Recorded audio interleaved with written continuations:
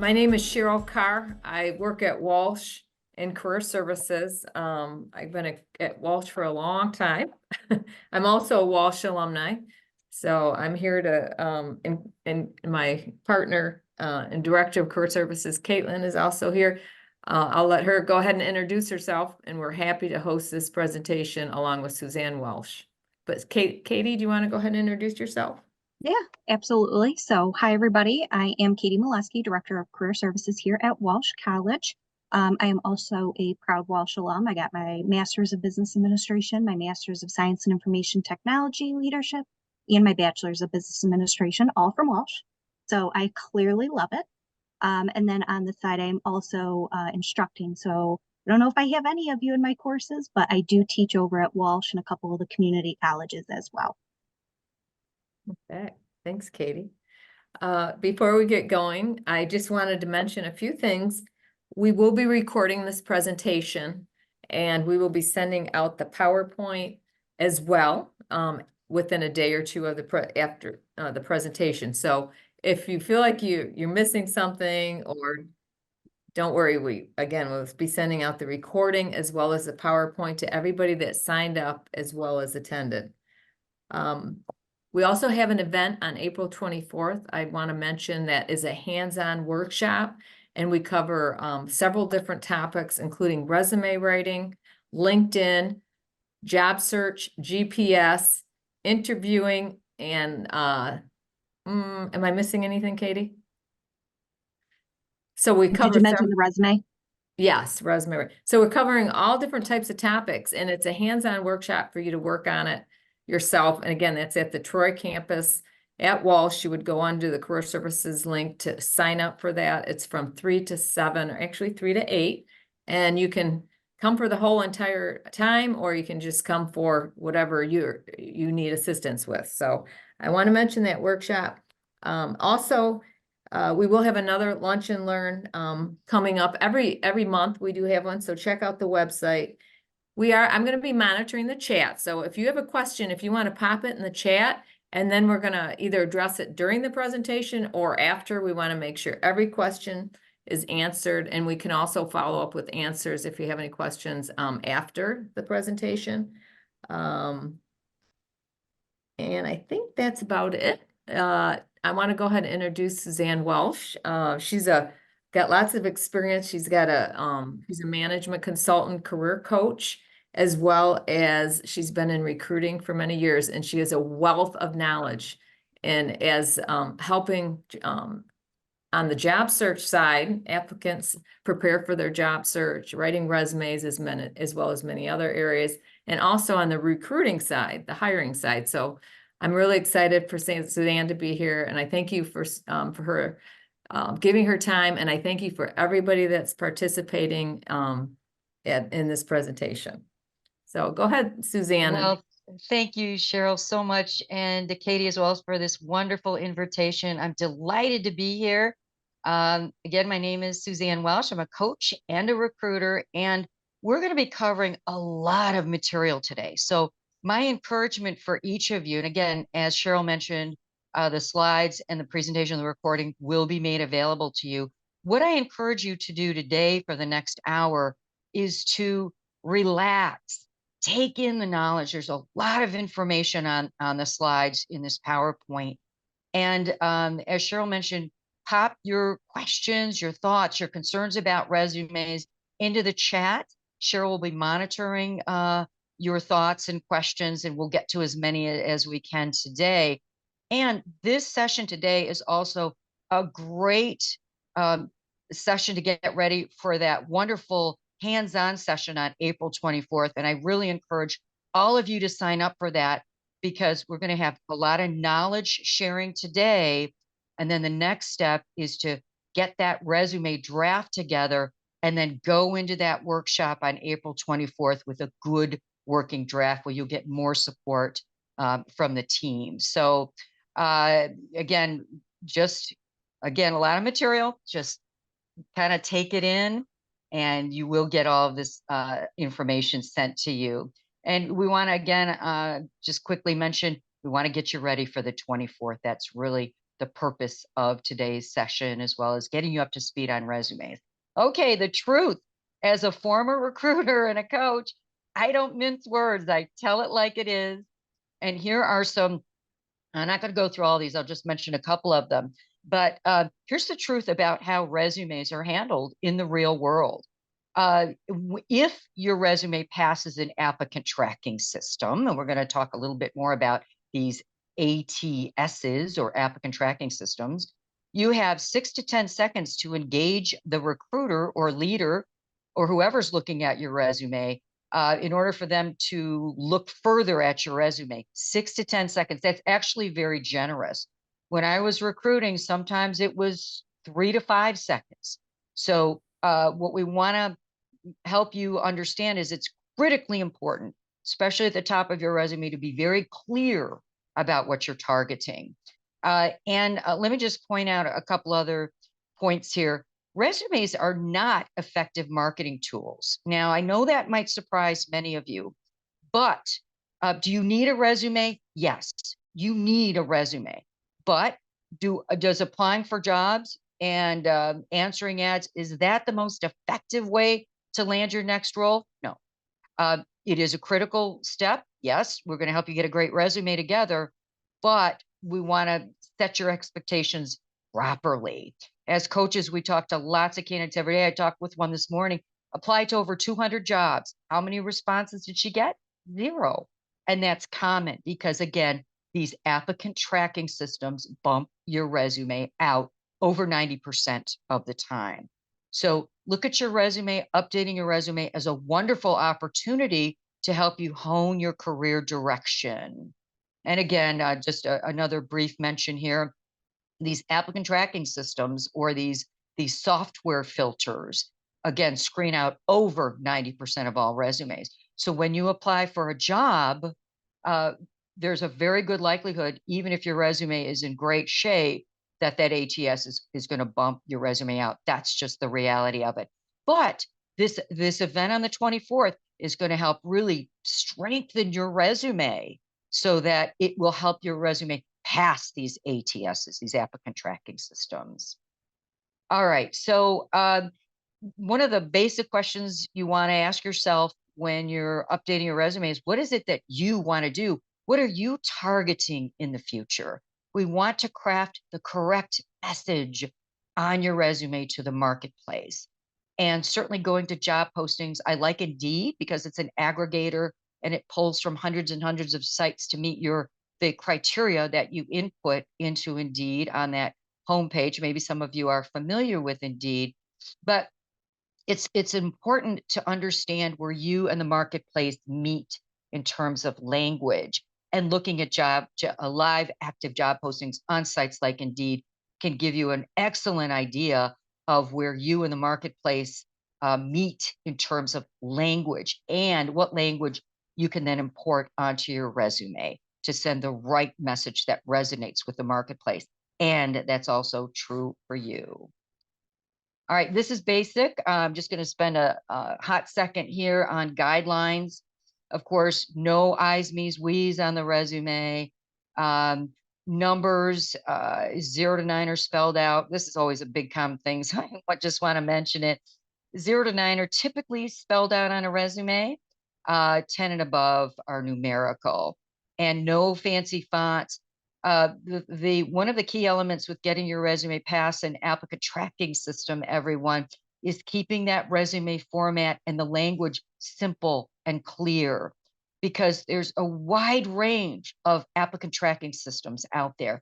Some ATSs can handle a wide variety of resume formats.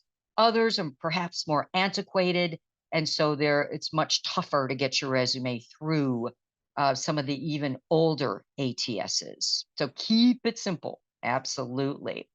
And again, these are just some basic questions that you could start asking yourself as you start crafting your resume, updating your resume for the event on the 24th.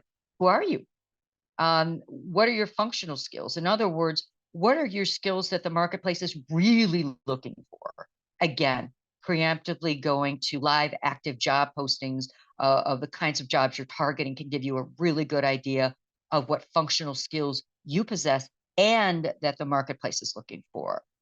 And of course, your abilities and the kind of contribution are also a couple of great questions that you can ask yourself. So we're gonna look a little bit later at some examples of resumes, some good solid resumes. But I just kind of want to go through the different sections of the resume right now. Professional experience is a very important section, obviously, on your resume.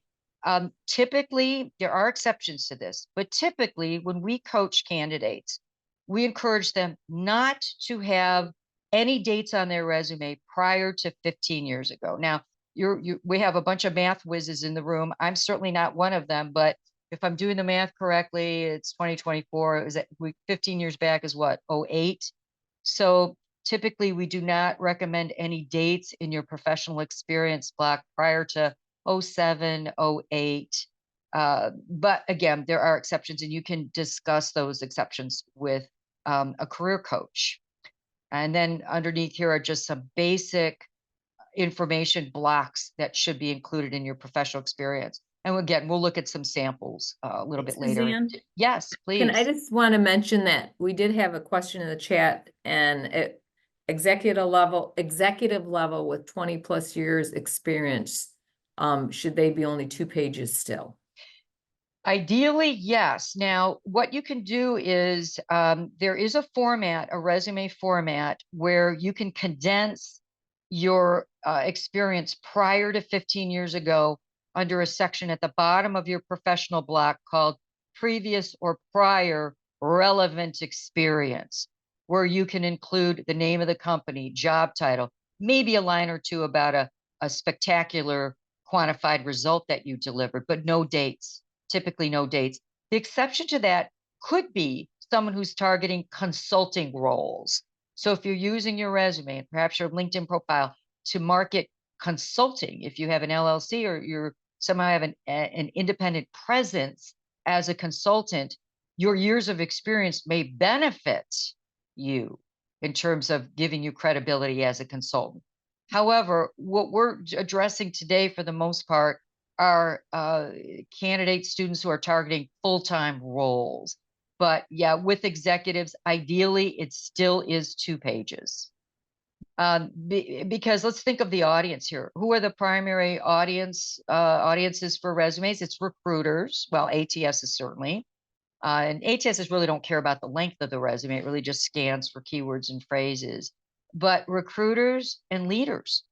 And I don't know if any of the execs in the room have had the, and I use this word lightly, pleasure of going through a stack of resumes. But it's a quick process. It truly is, 6 to 10 seconds that you look at a resume. So less is typically more on a resume, regardless of the level that you're targeting in the marketplace, whether it's an entry-level role, you're just graduating, or you're an executive with many, many years of experience. Less is typically more on your resume because of the environment that your resume is being evaluated by humans, recruiters and leaders who don't have a lot of time. So every letter on that resume must earn its place. Is that helpful? Very, thank you. Okay. And just so you know, I did want to mention one thing. Career Services does help one-on-one as well, in those types of situations. And we'll meet with you outside of the presentation, so. Fantastic, yes. And take advantage of that, please. That one-on-one attention is so important.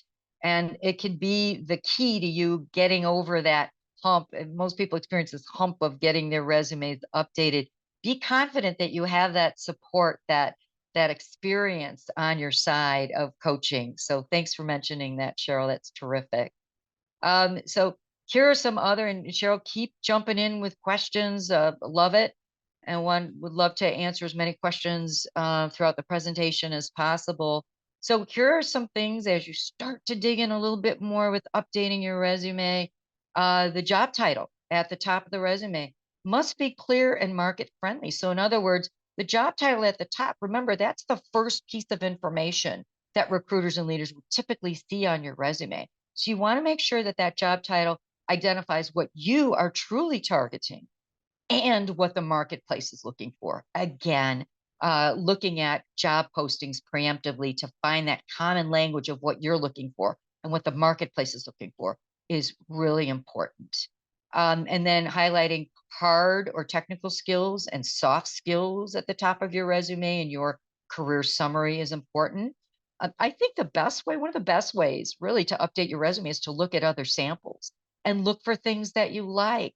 I can't imagine something more dreary than writing a resume from scratch. Really, you can learn from samples of other resumes. I really encourage that. And as long as that final resume is 100% accurate, I cannot emphasize that enough. Your resume must be 100% accurate. There's a lot of ways to get to updating your resume that are less painful, and you can be inspired by what others have done on their resumes, maybe someone with a similar job title. But again, accuracy must be there.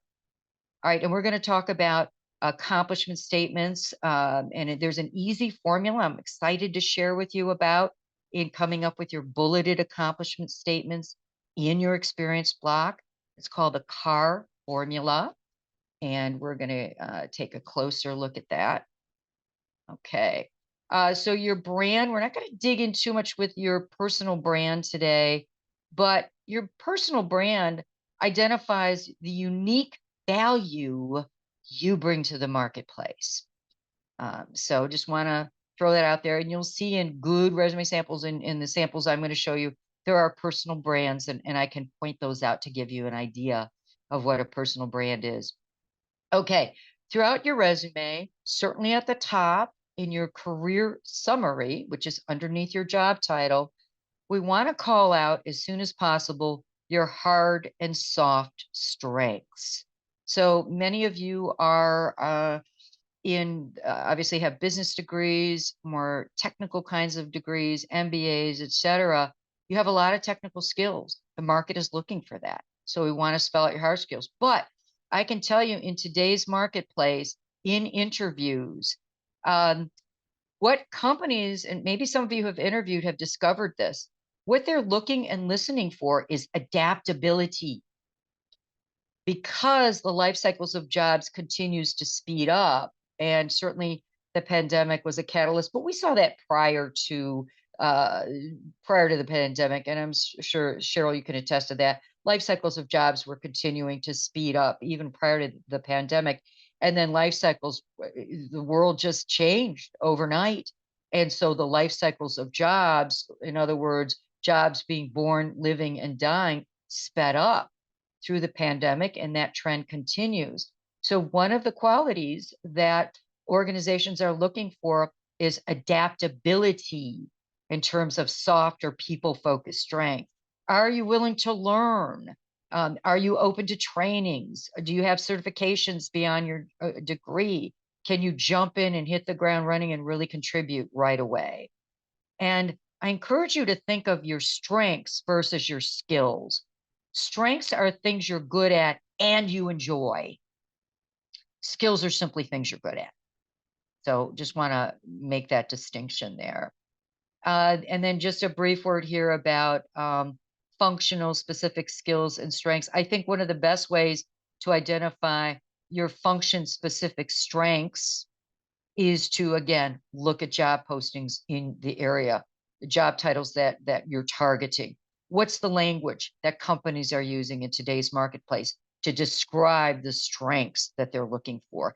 Is there a match with you? If so, it's probably a good bet that word or phrase or phrases should be on your resume. So again, we're looking for what's the match between what you're targeting and what the marketplace is looking for on your resume. Very important. Suzanne? Yeah, please. Great information you're sharing. I do want to address one other question that someone asked me, if they asked it when they signed up. Michelle, I believe. She was saying how to best tailor your resume to someone who's been out of the corporate arena for over 10 years, such as being self-employed entrepreneur for more recent years, and combating that, the date thing. And that would be great. And I know you addressed it briefly about the previous experience, but if, I don't know, at some point, So- if you could talk about that. Yeah, absolutely. So let me make sure I understand the question, Cheryl. So has this candidate worked consistently as a consultant or in a self-employed role, or was there a break? There's no judgment here. I just want to understand. Michelle, do you want to unmute yourself or share anything? That would be great. Sure. Just to ask clarification. So to the two questions, one, I have on my resume years of experience as a entrepreneur, self-employed, and then the other portion of it relating to my banking years, no more than 10 years of that information. So if I'm looking to get back into the corporate world, what I've done is taken, the entrepreneurial roles and try to emphasize a lot of those key words that I also had in my banking roles, just so I can show the continuation, of those responsibilities, those tasks. Unfortunately, it hasn't quite worked. So that's kind of where I'm going with that question. And then the other part of it, excuse me, again, only having that 10 to 15 years on there, but some of the jobs that I'm looking at require more years of kind of the banking role, so to speak. But that means I'm now putting earlier dates on the resume. So those are the two questions. Yeah, Michelle, thank you. That's great. So I agree with you 100%. You're bridging the common skills and strengths from your consulting experience into the role that you're targeting, the corporate role that you're targeting. And rest assured, your entrepreneurial background is extremely valuable for corporate roles. So I would showcase that appropriately. I would stand on that. I think that's outstanding. As far as bridging your previous banking experience into your current target, I would absolutely, in your career summary, perhaps in your job title, if banking is a real niche industry that you're targeting, Michelle, you may even include something about banking or financials in your job title. And I would certainly emphasize it in your career summary at the top of your resume, so that as recruiters and leaders are reading about you, and they typically read resumes from the top down, although I know some sneaky recruiters who actually read resumes from the bottom up.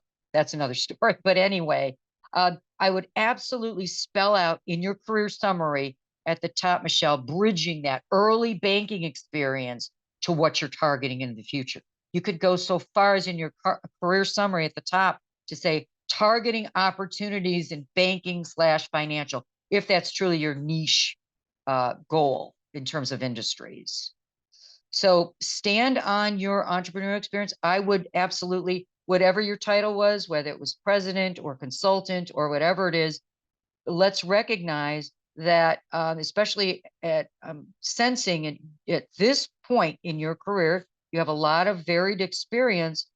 Let's capitalize on that entrepreneurial background. That's a plus. And make it clear that you're targeting a corporate role in your career summary. Think of the value that your entrepreneurial experience has for corporate roles, particularly in this day and age where it's kind of an interesting dichotomy we're seeing. We're seeing this genuine need for people to really pull together with teams and work well with others. And I don't like the word collaboration, but I can't think of a better one right now. But also being able to lead in your own space, being able to take responsibility and take charge of what the role is that you're engaged in. So it's a bit of both. Companies are looking for that ability to work with others well, to lead teams, but also to contribute, to bring that high value in their own space. Does that make sense, Michelle?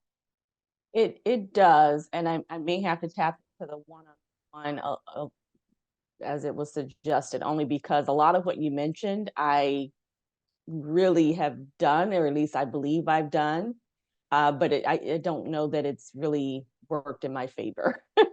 I'm not getting the responses that I had hoped to get. I All will right. put the career services email in the chat box for you please Okay. email us, the lifetime services and alumni. All right, thank So, you. Yeah, and Michelle, let me just ask you a quick question. When you say you're not getting the results you want, is that because you're generally applying for jobs and not getting the response you hope for? Correct. Okay, so it's likely an ATS thing. The applicant tracking systems, remember, for everybody, regardless of level, regardless of the job boards, remember those ATSs are brutal. They knock out resumes. They don't care who you are. They're looking for keywords and phrases. So I'm sensing, Michelle, that you're not getting responses, possibly in part because the ATSs are bumping your resume out and everybody else's resume out. This is just how the market works these days with applicant tracking systems. So let's make sure, attend that event on the 24th if you can. Let's make sure that resume is rock solid, that you have excellent keywords and phrases in your resume to help that resume beat the ATSs as best as we can. There's no guarantees, but having those keywords and phrases in your resume that you potentially mine from live active job postings can be very, very helpful. And then moving those keywords and phrases into your resume, increasing the likelihood of your resume passing the ATSs. And I share this knowledge with everybody. You know, Michelle, I imagine your resume is at least pretty good. I haven't looked at it, but you're doing everything right. This is the thing to recognize. You are applying for jobs in good faith. All of you are applying for jobs in good faith. What's not generally recognized is that the ATSs just summarily eliminate the vast majority of resumes. So no wonder there's tremendous disappointment and disconnect when you're applying for jobs and not hearing anything, and you're doing everything right. But what I want to encourage you to do, Michelle, and everyone else is look at your resume as a necessary marketing tool. Please don't misunderstand me. You definitely need a strong, powerful resume. But the reality of the marketplace is those ATSs are likely going to knock out even the best resumes as we Okay, sit thank here you. and speak right now. Thank you. So and get with your career coach about other ways to ramp up your search. We're not going to go into other topics today. We're focusing on the resume, but please recognize the reality of how resumes are truly treated by ATSs. And let's mitigate your disappointment, your understandable disappointment. Yeah.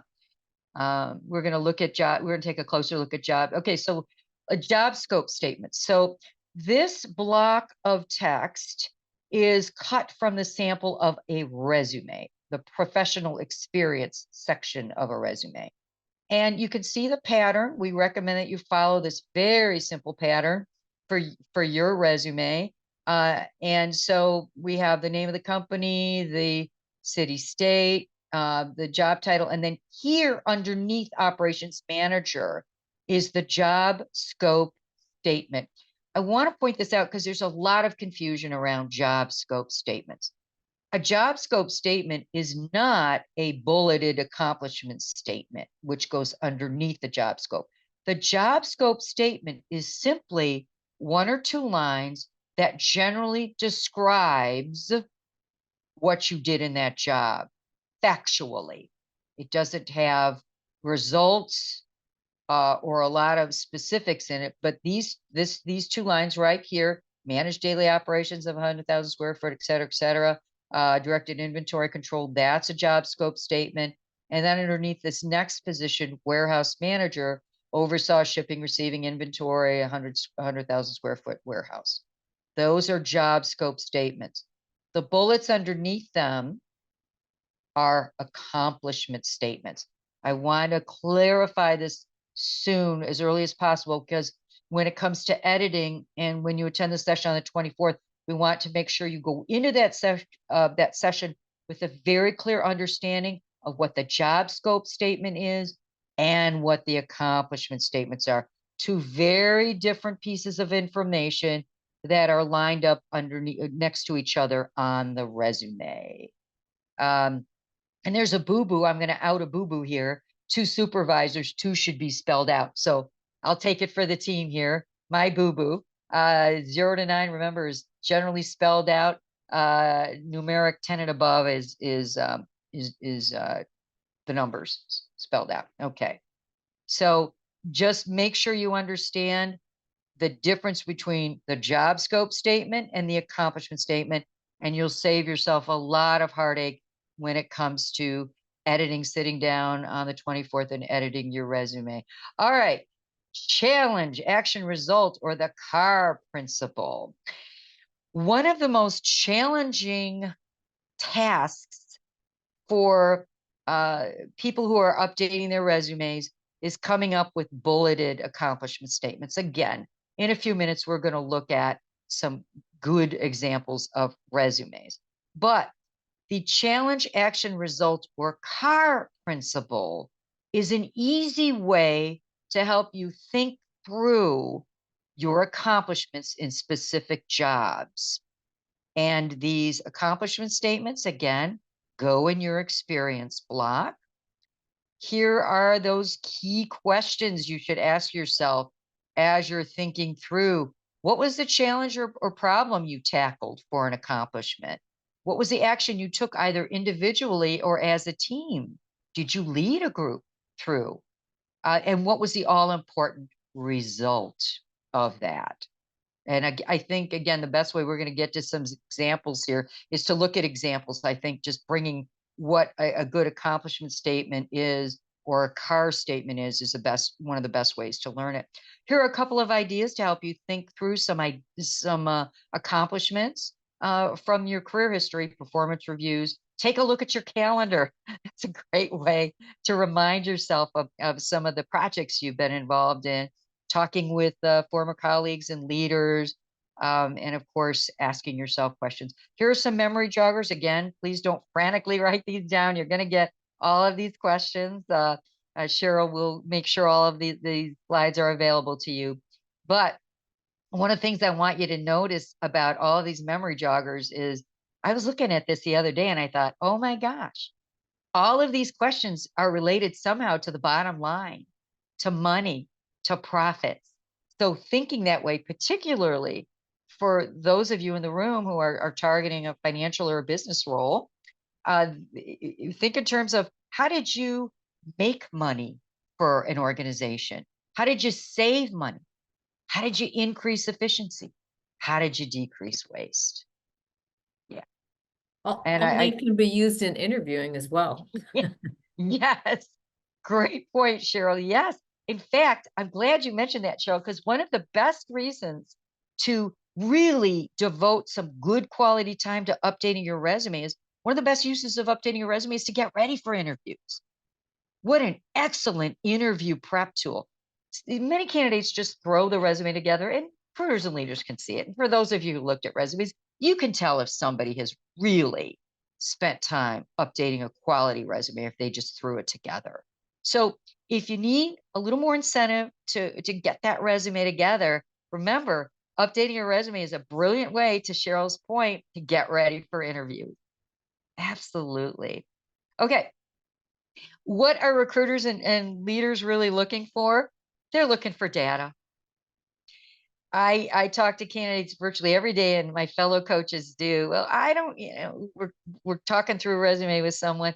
Well, I don't have any numbers. I don't have any data. I didn't have any P&L responsibility in that role. Well, guess what? I guarantee you, in the interview, you will be asked to discuss your results, numbers, data. We all have results. So I want to just make it very clear to each and every one of you, data is a requirement on a resume as far as I'm concerned. You do not need a lot of data. You do not need fancy data. If you saved a company $5,000 by finding a glitch in a system, that's a brilliant accomplishment. So it's not the level of savings or responsibilities that you have. It's the fact that you recognize that you positively contributed to that organization's bottom line. When I was recruiting, I'll share this with you.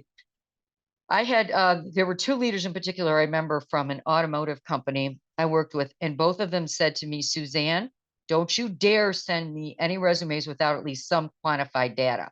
And that did not mean that candidate had supervised two people. That's not a quantified result. And I pushed back and I'd say, well, wait a minute. This role doesn't require any data, any results. And that leader would say to me, I'm hiring people in my area who deliver results, data-driven results. And I learned a lot from that. I learned a great deal from that. So now as part of what I coach is, hey, think in terms of dollar signs, KPIs, metrics. They don't have to be big and fancy, but they should be in there. You only need a few. If you're not targeting a direct financial position, then maybe you only need a couple. But for the execs in the room, you and Cheryl, we all know you're going to be hammered on your quantified results. It's expected that you're going to have some significant quantified results on your resume and LinkedIn and things that you can discuss.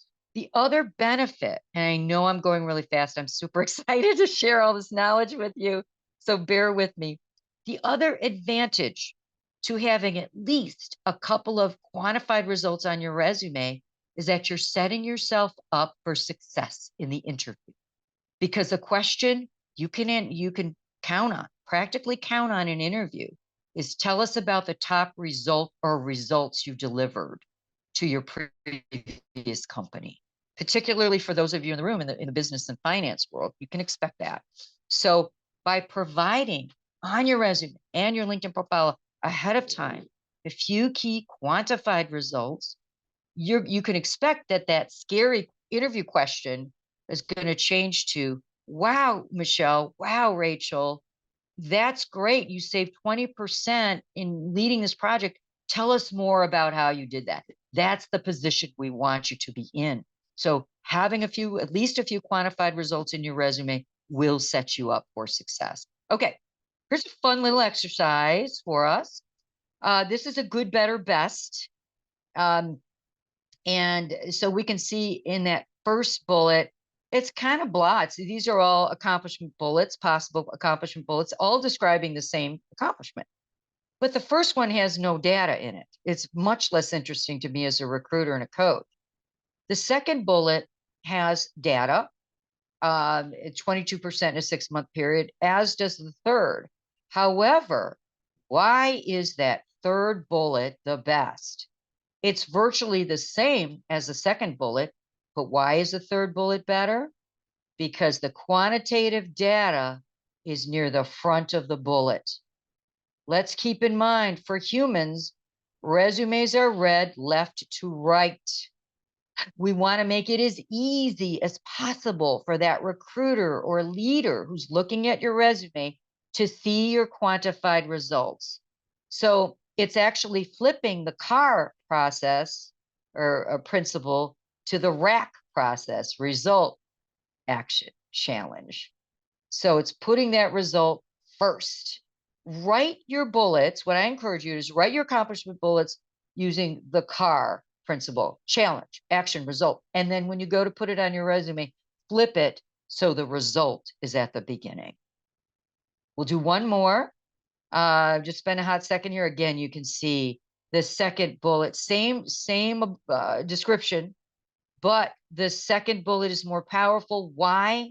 Because that data, that reduction of 25% is at the beginning of the bullet, making it easier for the recruiter and leader to see it as they scan the resume.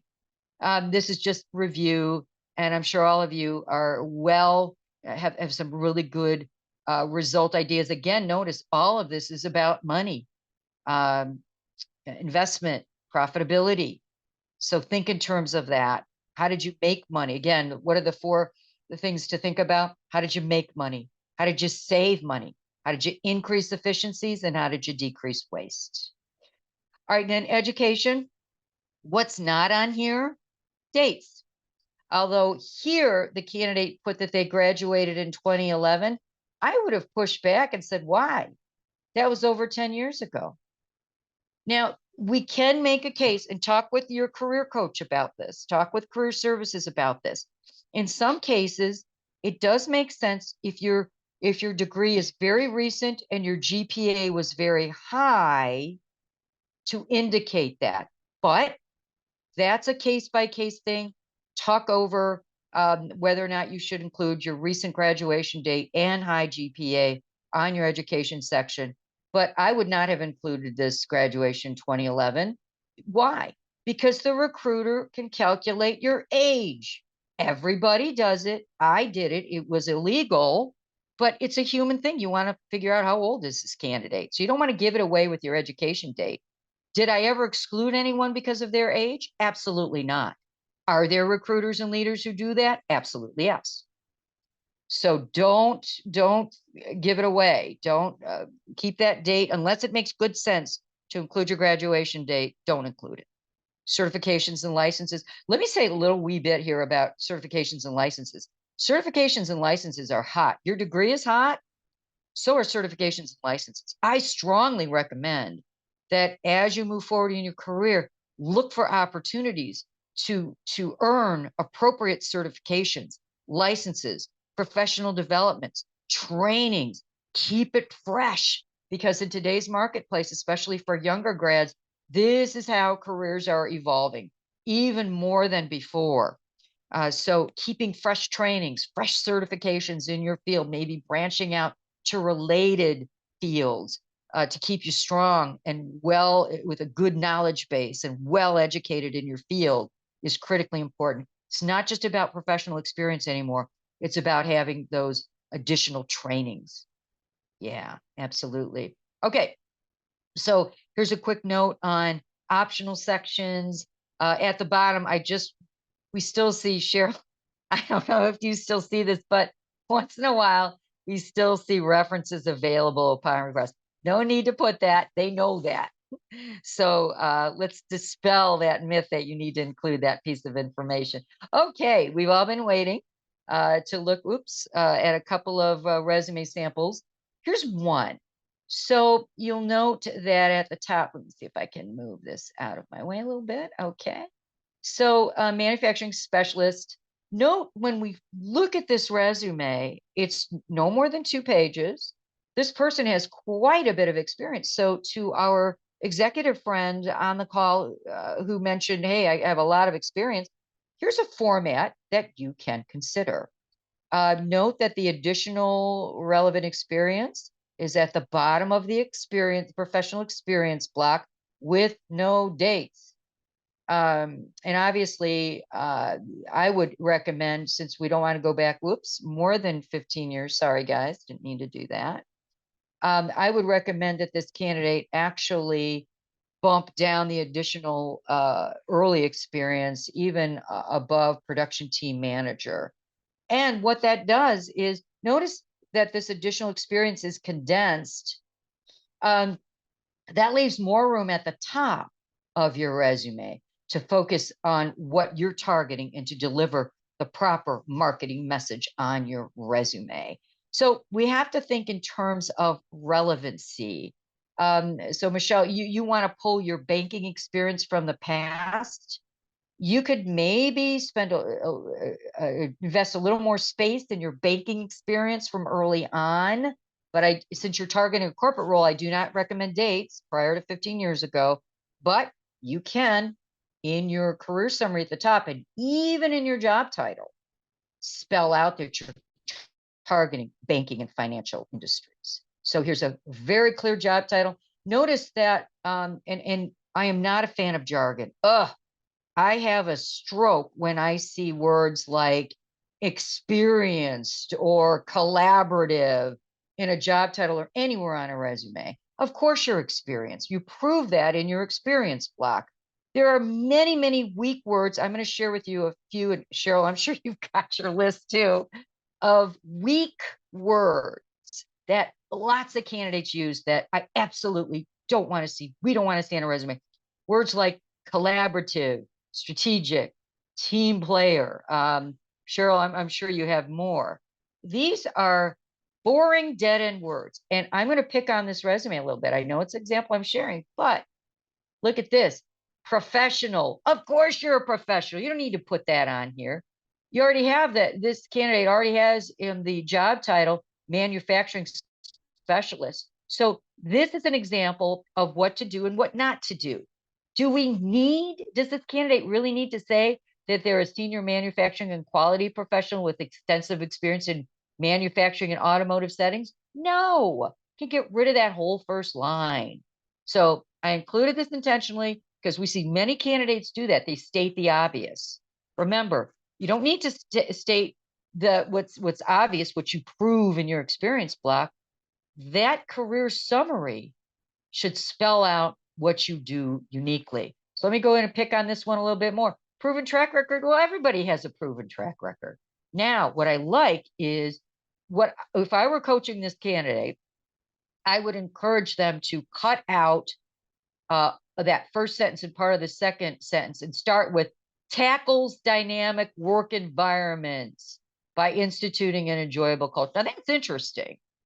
And remember, recruiters get bored really easily, or leaders who've looked at a million resumes, they get bored quite easily. So we want to grab their attention and really identify the unique value that you bring. This career summary, and sometimes it's easiest actually to draft your resume from the bottom up. So that's okay to do. If it's easiest just to spell out your education and your early experience first, that's okay. And just kind of piece your way up your resume. That's all right. For many candidates, this top section, the job title, the brand, the career summary is the most challenging part. So sometimes reviewing your career history and updating your resume from the bottom up can be very helpful. So just keep that in mind. There's no rules about what you update first on your resume. You can hop around. It's okay. But I could see where this could be this to me right now is a B-, C+ kind of career summary. But if this candidate just gets rid of that first sentence and part of the second sentence and starts with tackles dynamic work environments, wow, okay, that's interesting. So again, as a quick review here, a true future-focused job title is important.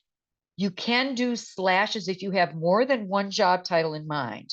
And I'm generally not a proponent of more than one resumes. I know that's a common question that comes up. And the thing is, here's the danger if you have more than one resume floating out there, especially in today's world with technology and AI. If your resume, the two different versions of your resume could be seen by the same recruiter, and that can be very confusing. So go to the event on the 24th, talk with your coach about it. If you're targeting maybe two different roads, talk with the coach about that, because there is a way to put a slash in between two different. Let's say this candidate was targeting two specialties, maybe manufacturing / supplier specialist. You can do that. And then underneath is a very simple, good personal brand delivery of cost, quality, and safety. That brand is this candidate's reputation or claim to fame. That's a key piece of information to have at the top of your resume.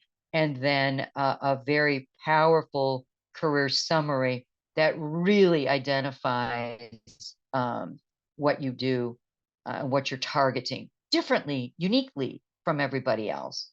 Nice list of core competencies, key strengths underneath.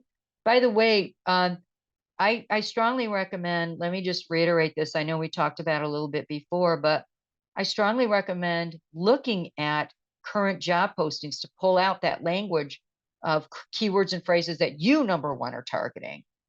And then if it's on a job posting, we know the marketplace is targeting. And very often that language can be bulleted underneath your career summary here. Some of those key strengths or core competencies that you're marketing and that you see in job descriptions, you can put right there. And oops, sorry guys, this mouse is a little trigger happy here. So, oh yeah, go ahead, Cheryl. Yeah. I do have one chat, and I don't know if it was answered. I know you talked about dates on the graduation dates, because what are your thoughts on jobs that ask for graduation dates when completing application? Yeah, if it's a required, okay, that's a great question. Applications don't let you get away with a lot. And some applications actually ask you to put in your previous salary level or the level of salary you're targeting, which in my mind is a big no-no, but there's ways to manage that. If an application is requiring a year of graduation, then you have to, if it's a requirement, you have to supply it. Doesn't mean it has to be on your resume. Their applications and resumes have different pieces of information on them. That's expected. what's expected also with applications and resumes is that there's agreement, especially in the experience block and the education block. But yeah, if an application requires you to fill out a piece of information in order for it to accept your application, then yeah. I've had candidates say, you know what, I don't want to put my salary requirements. I'm not that interested in this company. If they have to have that information, then I'm not the candidate for them. That's a very strong response. But again, get with the coach. If it's required on an application and you discern that it's not going to hurt your application, or you don't see it as too proprietary to share, then go ahead and share it. Go ahead and put it down. Great question. I've All had a right. lot of students and alumni that I've met with that said employers are asking for social security numbers Oh, prior to an offer. well, Let's talk about that briefly. I've just heard it over and over again. yeah, that now, typically you sign what's called the Fair Credit Reporting Act once you sign the offer letter. So this is for typical offers, right? Full-time roles, or maybe a structured part-time role. So once you receive a written offer, and it's expected, by the way, that you negotiate. Most of the time, companies do not offer the best deal. So keep that in mind. Don't just sign and send it back. That's what they're hoping you'll do, but there's typically more money there for you. But once you sign that offer letter, you will also, as part of the paperwork, sign what's called a Fair Credit Reporting Act. Sometimes companies require you to sign the Fair Credit Reporting Act prior to an offer being made. Some companies have gotten in trouble for that. So very often they will ask you to sign the Fair Credit Reporting Act. After you sign the offer letter, part of the information you need to provide once you sign that Fair Credit Reporting Act is your social security number. Believe me, they can find out a lot of information when they use your social security number. Yeah. For most But of wait us, till you sign that offer. yes, yes. And have a conversation with the recruiter or HR or the leader and say, hey, I'm not comfortable providing my social until we nail down this offer. That's a very fair, until we agree on the offer and it's signed off on it. That's a very fair question or very fair concern that you can have.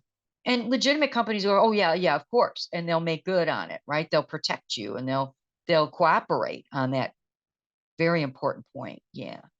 So yeah, and it's inappropriate to ask for on an application social security. What are they doing with that information? So social security numbers, that kind of proprietary information, is best supplied after you have signed on an offer, a written offer. Verbal's not good enough. Nope. All right. And so I know we're running short on time here, so I just want to get through this resume a little bit. Note the professional experience, follow this pattern, this simple pattern of information on professional experience: name of the company, your most recent job titles, where it was located, the job scope statement, and then the bullets underneath are critically important. I mean, I think this resume is, I did not put a perfect resume up here intentionally. There's no such thing as a perfect resume, but I put one with flaws so that we could talk through how to improve a good resume. This is a good resume, but note that it lacks quantitative data. I could see this person has a lot of experience. They've worked with Ford Motor. Why isn't there more data on here? I might be reticent to send this resume. And by the way, onto a leader, the most expensive real estate, if you will, on your resume is right here. It's your bullets in your most recent experience block. Because what typically happens is recruiters and leaders, and maybe some of you have looked at resumes, do this. They'll scan the top section, the job title, the brand, the career summary, but they want to see where the rubber hits the road.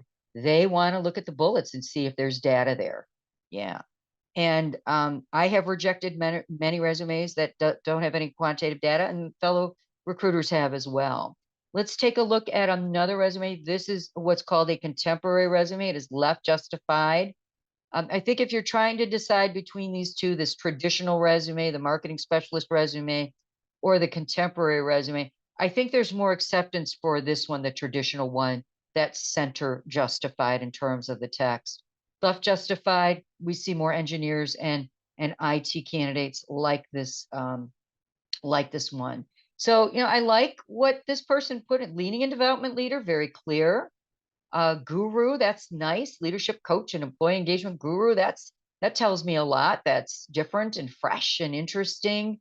And you don't have to be clever or creative with your brands in your resume, but you do need to engage. How do we engage recruiters and leaders on their resume? It's by us having a command of the value that we want to bring to the marketplace. So you've got some time before the event on the 24th to start piecing your resume together, and I encourage that. But you'll note the rest of this resume, additional relevant experience. There is a date included there. That's okay, because the dates are within the 15-year margin.